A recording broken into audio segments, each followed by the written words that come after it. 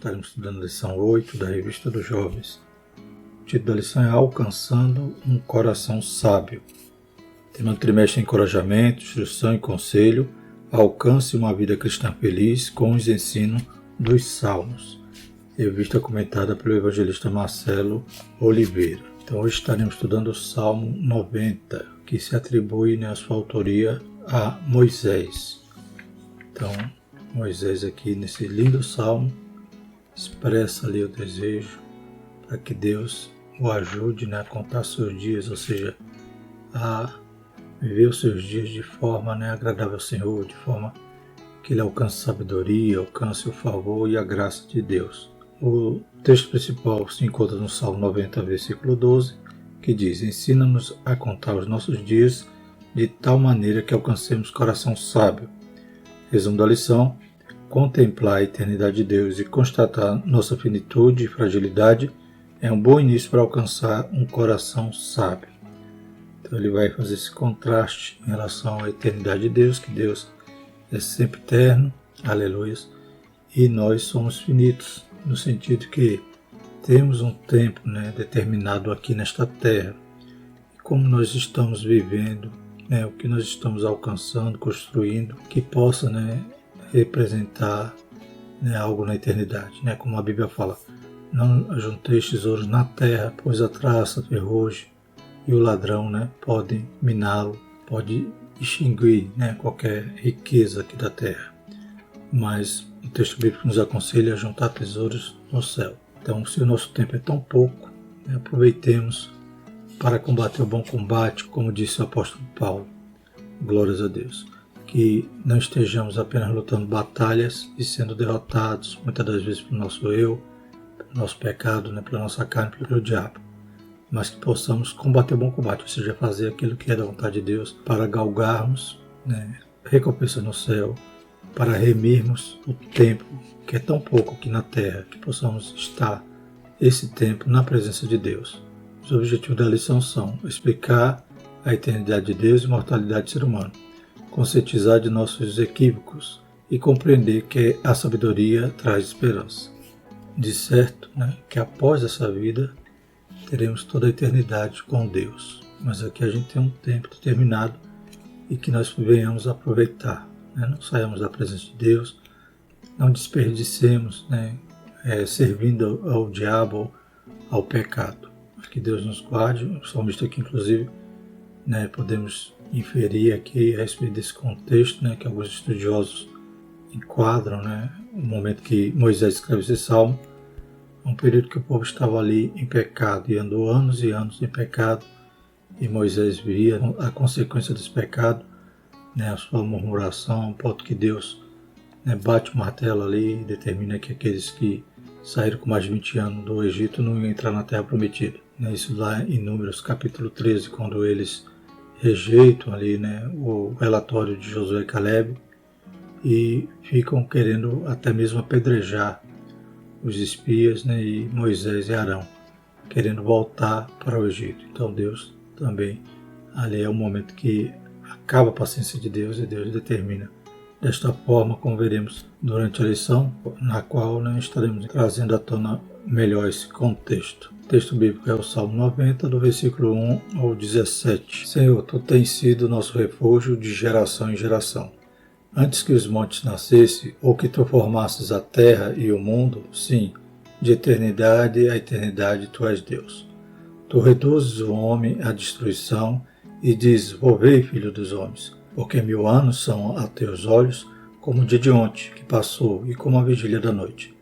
Tu os leva como corrente de água, são como um sono, são como uma erva que cresce de madrugada cresce e floresce, à tarde corta-se e seca. Pois somos consumidos pela Tua ira e pelo Teu furor, somos angustiados. Diante de Ti puseste as nossas iniquidades, os nossos pecados ocultos à luz do Teu rosto.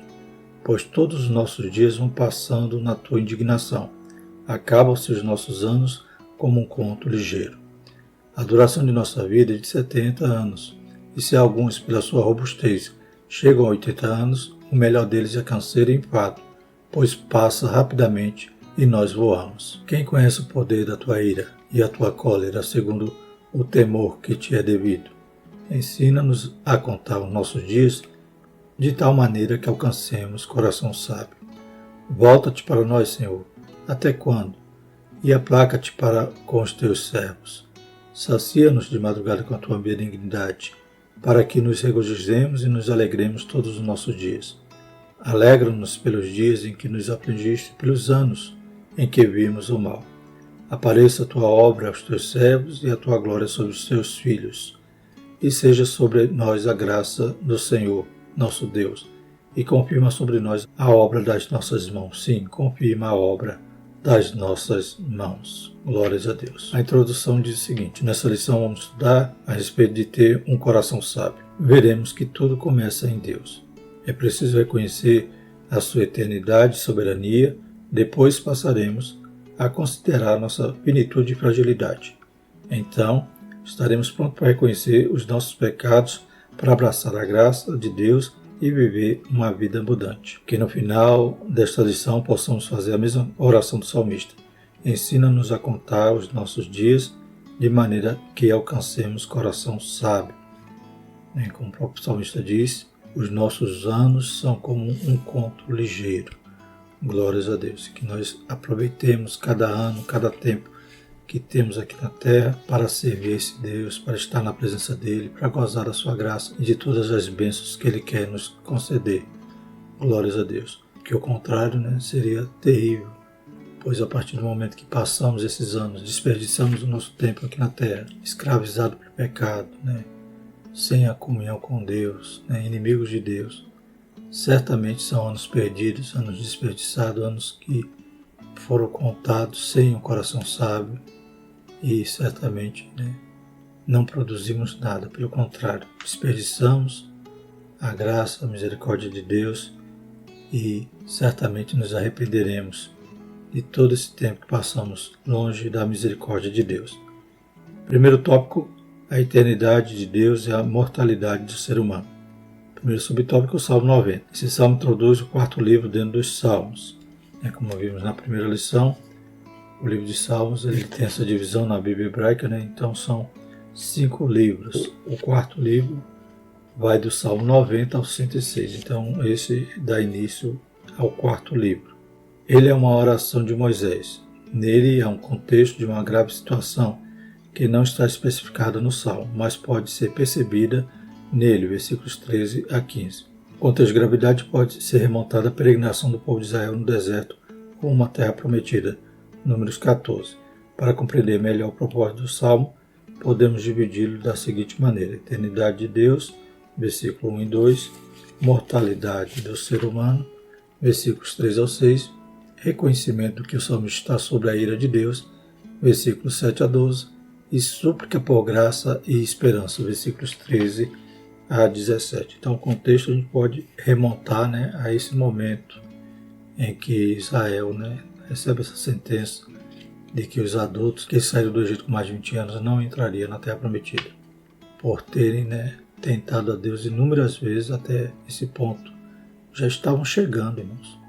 Quando manda os espias é porque já está bem perto, bem próximo. E eles perderam a bênção bem pertinho de herdarem ali a Terra Prometida. Lá em Números 14, 22 e 23 diz o seguinte: e que todos os homens que viram a minha glória e os meus sinais que fiz no Egito, no deserto, e me tentaram essas 10 vezes, e não obedeceram a minha voz, não verão a terra de que seus pais jurei, e nenhum daqueles que me provocaram a haverá. Então aqui foi a gota d'água, 10 vezes tentaram o Senhor, ou seja, repetidamente, a ponto de Deus então dar essa sentença a eles. A gente percebe que nesse contexto de Salmo, por exemplo, no verso 13 ao 15, como diz aqui na lição, diz: volta-te para nós, Senhor, até quando? E aplaca-te para com os teus servos.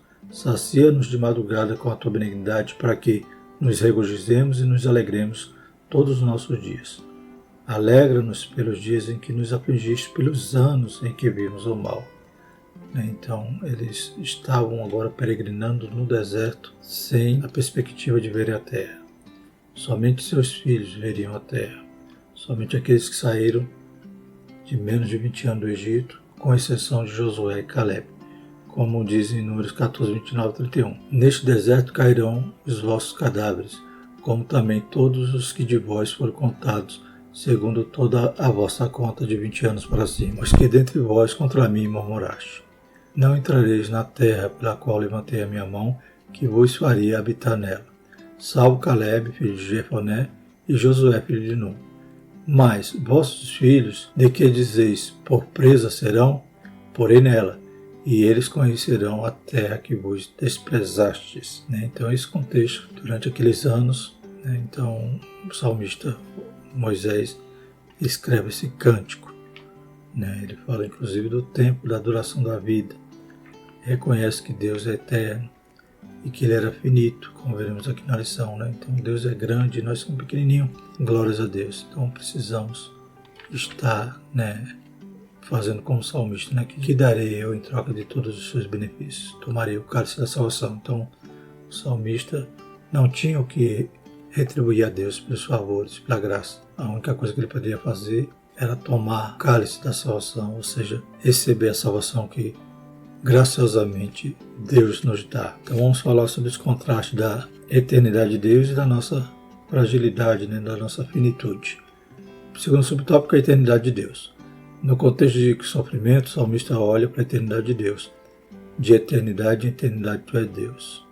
Tu és Deus. Por isso, Ele é o refúgio salmista e de seu povo. Como é precioso perceber isto no Salmo 90. O salmista nos ensina, diante de uma realidade sofrida, para olhar para a eternidade de Deus. Enquanto tudo no plano terreno é possível, de alteração e degeneração, no plano celestial tudo permanece intacto, glorioso e poderoso, conforme a visão do profeta Isaías, semelhante a Moisés no Salmo. No ano que morreu o rei Uzias, eu vi o Senhor sentado sobre um alto e sublime trono, e o seu séquito enchia o templo. Isaías 6:1. Glórias a Deus. Então, o salmista, embora toda essa aflição que ele vai demonstrar durante o salmo, ele lembra que Deus é eterno. Então, Isaías também viu a majestade de Deus. Ele dizia, certamente morrerei, porque eu sou um homem de lábios impuros, habito no meio de um povo de impuros lábios, e meus olhos viram o rei, então vou morrer. Então essa visão que Isaías teve da majestade de Deus e esse reconhecimento que Moisés tem da sua eternidade, ou seja, todos os seus atributos maravilhosos, sua onipotência, sua presença, onisciência, por ele ser sempre eterno, ou seja, sempre existiu e sempre existirá, ou seja, o salmista podia se apoiar, se abrigar nessa verdade, sabendo que Deus não muda, aleluia, que Deus continua sendo misericordioso, que Deus continua sendo poderoso para, aleluias, ser o refúgio e ser o nosso escudo, glórias a Deus. Então, qualquer aflição que venhamos a passar, lembremos-nos que nosso Deus é excelso, é soberano, é o El Shaddai, Deus Todo-Poderoso e eterno, como diz o salmista. Antes que os montes nascessem, ou que tu formasses a terra e o mundo, sim, de eternidade a eternidade, tu és Deus. E a contrapartida, a nossa finitude, nossa mortalidade. Terceiro subtópico, a mortalidade do ser humano. Versículos 3 a 6. O Salmo também nos ensina que quem contempla a eternidade e a beleza celestial passa por uma constatação inequívoca. Olhando para dentro de si, contempla a sua finitude, fragilidade. Isso aconteceu também com o profeta Isaías, capítulo 6, versículo 5. Certamente morrerei, como falei há pouco. Nessa porção de versículo destaca as expressões 1000 anos, como o dia de ontem, ou como a vigília da noite. Em outras palavras, diante da eternidade de Deus, a vida do ser humano é curta e passageira, o conto ligeiro. Então 1000 anos para o Senhor não é nada, como as horas da madrugada, como diz em outra tradução, como o dia de ontem. O Novo Testamento nos ensina essa mesma verdade. Digo-vos que não sabeis o que acontecerá amanhã, porque o que é a vossa vida? É um vapor que aparece por um pouco e depois se desvanece. Tiago 4, versículo 14. Então, reconhecer essa nossa fragilidade põe por terra qualquer orgulho, qualquer egoísmo, qualquer desejo de ser o centro de tudo. A gente olha para o Criador e vê, como o salmista também diz, quem é um homem para que o Senhor se lembre dele, quem é um filho do homem para que o visite. Mas ele nos fez um pouco menor do que os anjos, ou seja, aleluia, nós somos criatura dele e ele é o Emanuel, que tem prazer de estar conosco, glórias a Deus. mas são pequenininhos, não podemos esquecer disso e não podemos nos exaltar, como alguns querem dizer, não coloque Deus na parede, não diga para Deus que você não aceita tal situação. Não, a gente não ordena nada a Deus, a gente não determina nada, a gente clama, a gente suplica, aleluia, e Ele é bom, louvado seja o nome do Senhor, em todo o tempo Ele é bom. Quarto subtópico, pensando na plenitude para alcançar um coração sábio. Tanto o Antigo quanto o Novo Testamento traz a ideia de que sejamos humildes e não orgulhosos, conforme Tiago 4, de 13 a 17. Viver de maneira humilde e não orgulhosa passa pela capacidade de ter consciência de quanto somos finitos. É próprio da juventude não pensar muito na finitude da vida. Essa fase é caracterizada por muitos sonhos, anseio e por isso o olhar está sempre no futuro. Entretanto, o jovem ou a jovem que está consciente de que não pode escapar dessa realidade finita e compreende a sabedoria bíblica, aqui ensinada saberá selecionar as coisas que valem a pena. Então, hoje é criança, daqui a pouco é adolescente, eu fico contemplando nas congregações por onde passei, uma criança lá, um bebezinho, daqui a pouco está no grupo dos adolescentes, daqui a pouco no jovem, daqui a pouco está casando, é rápido. Então, se nós contemplarmos essa nossa característica, que na terra é realmente só como uma erva, que planta de manhã, corta, depois seca, então a gente vai tentar cada dia servir mais a Deus, aleluia, agradar mais ao Senhor, retribuir de alguma forma por todos os seus benefícios, louvado seja o nome do Senhor, porque a eternidade é Ele que nos dá, a eternidade é Ele que comprou para nós na cruz do Calvário, aleluia. Como disse lá em João 3,16, porque Deus amou de tal maneira que deu o seu Filho unigênito para que todo aquele que nele crê não pereça, mas tenha a vida eterna. Glórias a Deus. Então, aproveitemos o dia de hoje para servir ao Senhor. Enquanto é dia, sirvamos ao Senhor e não desperdicemos, aleluia, prostrado, escravizado no pecado, sendo motivo de escárnio do diabo para que ele venha querer nos pisar. Mas perseveremos e preservemos o sabor, a identidade, a luz que o Senhor, aleluia, graciosamente nos dá através do seu Espírito Santo. Como a vida é passageira, não podemos perder tempo com escolhas superficiais. Assim podemos aprender com Jesus e seus apóstolos.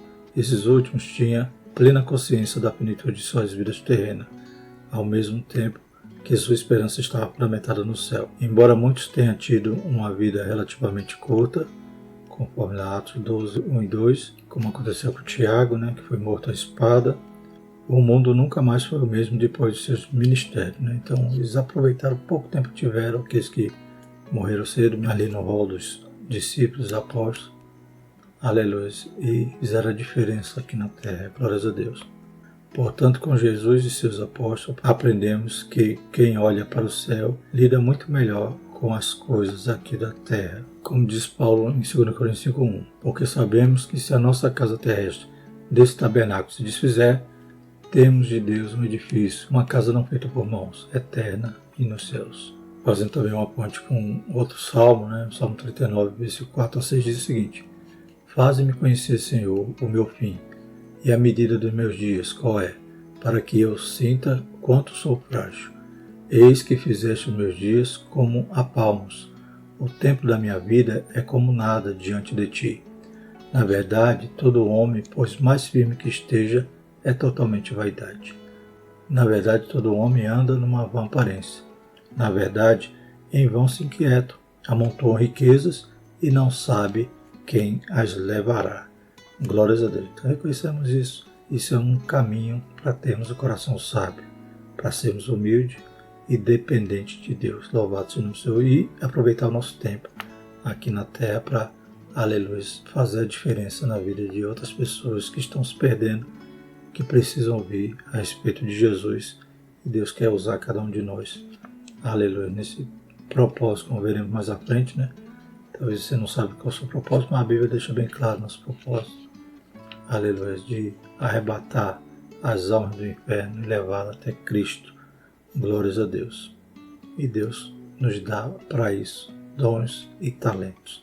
Louvado seja o nome do Senhor. Segundo tópico, conscientizando-nos de nossos equívocos. Primeiro subtópico, sobre a ira de Deus, versículos 7 e 8. O salmista reconhece que seu povo está sob a ira de Deus. Versículo 7. Essa ira divina chegou por causa dos pecados que não estão mais ocultos, pois foram abertos diante da luz do rosto de Deus, né? Então tudo é patente aos olhos do Senhor, né? Então aqueles que tinham até a murmuração somente no coração, para Deus, né, estava patente aquele pecado. Então nada está encoberto. Aqui é outro aprendizado extraordinário. No lugar de culpabilizar os outros por problemas que são nossos, precisamos aprender a conhecê-los, identificá-los e nominá-los. Lembra da lição passada, né, que falava do Salmo 51, como dizia na conclusão da lição passada. Entretanto, quando acontece um acidente de percurso na vida do jovem cristão, é importante que ele não deixe perceber que Deus é misericórdia, que é necessário confessar especificamente o pecado praticado. Primeiramente a Deus e em seguida a igreja. Finalmente viver o processo de restauração espiritual. Então não venhamos atribuir a culpa a outrem, mas reconhecermos as nossas próprias falhas, como diz aqui na lição, pois está tudo patente, né, aos olhos do Senhor, conforme Hebreus 4:13. Ora, ter um coração sábio não significa ser perfeito, mas tem a ver com ser sensível com a faculdade da alma chamada consciência, em que a Bíblia revela como juiz interno, bem como aos apelos do Espírito Santo. João 16, 8 a 10 e 13. Se algo que você fez lhe causou dor na consciência, pare imediatamente. Não permita que ela se cauterize, né? Então, não permita que ela fique insensível, né? Aquele pecado que você já se acostumou com ele e acha até que não faz mais mal ou que Deus não ligou. Então, se o Espírito Santo está avisando, se a consciência está pesada, né, pare antes que a sua consciência perca essa sensibilidade e fique cauterizada, né, como uma ferida que alguém vem com ferro quente para queimar aquela ferida, para cauterizar e gerar aquela pele grossa a ponto de você não sentir mais nada ali naquele local. Então a consciência ela tem que estar sensível ao Espírito Santo. Segundo o subtópico, não podemos desperdiçar a vida. Note o sentimento do salmista, pois todos os dias vão passando na tua indignação. Acabam-se os nossos anos como um conto ligeiro. Né? Então, o salmista ele queria se livrar dessa condição. É claro que não era o próprio Moisés, mas o povo estava vivendo assim. Segundo o nosso irmão Murilo Alencar, no seu vídeo, ele diz que era como se Moisés agora estivesse numa marcha fúnebre. A cada dia ele enterrando alguém no deserto, porque aqueles estavam condenados a não entrarem na Terra Prometida. Enquanto não morreram toda aquela geração, eles não chegaram, eles não adentraram na Terra Prometida. Então, para Moisés era ver o povo no seu pecado e a cada dia se consumindo ali aquela geração. Você pode ser novo agora, mas logo envelhecerá. Certamente você não deseja envelhecer de uma maneira que não agrade a Deus. Certamente essa não é uma atitude sábia. O salmista sabia que não havia tempo para desperdiçar a vida, de maneira a rebelar-se contra Deus. Já imaginou? Longe da presença de Deus, no pecado. Como o salmista também dizia, enquanto eu me calei, meus ossos envelheceram. Então que Deus tenha misericórdia de nós, corramos rapidamente aos pés do Senhor. Filhinhos, não pequei. Se pecar, corra para o advogado que é Jesus. Glórias a Deus. No lugar de viver essa vida passageira sob a ira de Deus, por causa da prática do pecado, o melhor seria vivê-la sob a sua promessa, segundo as bênçãos do Senhor. Não é verdade que para aproveitar a vida você tem que praticar exatamente o que desagrada a Deus. É possível se realizar naquilo que glorifica o Senhor. O diabo vai enganar, vai dizer que você tem que aproveitar a vida e bebendo, fumando, se prostituindo. Mas pelo contrário, você vai estar vivendo a sua vida debaixo da ira de Deus. E isso não é aproveitar a vida. Aproveitar a vida é você estar na sua presença. Aleluia. Vendo as promessas de Deus cumprir na sua vida e o seu favor chegando na sua casa, na sua vida. Glórias a Deus. Versículo 17 diz: seja sobre nós a graça do Senhor, nosso Deus, e confirma sobre nós as obras das nossas mãos. Sim, confirma a obra das nossas mãos. Então que as nossas obras sejam confirmadas diante de Deus. Terceiro subtópico, corações sábios. Essa porção do Salmo encerra assim: ensina-nos a contar o nosso dia de tal maneira que alcancemos o coração sábio. Versículo 12. Em outras palavras, Senhor, ensina-nos a viver. Glórias a Deus, Então contar esses dias, contar 1, 2, 3. contar nossos dias é aproveitar cada dia de forma útil, aleluia, na presença de Deus e não debaixo da ira de Deus. Então, contar os dias é você remir o tempo, é você aproveitar, ou como diz aqui o texto da lição, ensina-nos a viver.